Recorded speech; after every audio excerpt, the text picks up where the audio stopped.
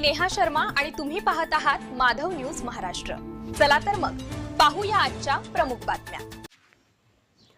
मत्स्योदरी विद्यालयात पालक मेळावा उत्साहात संपन्न।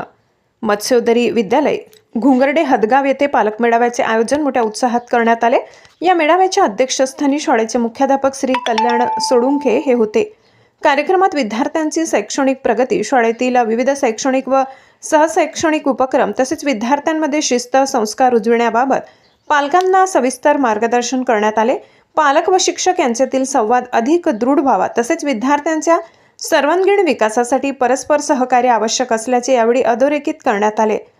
कार्यक्रमाचे सूत्रसंचालन श्री पाटेकर यांनी अत्यंत प्रभावीपणे केले।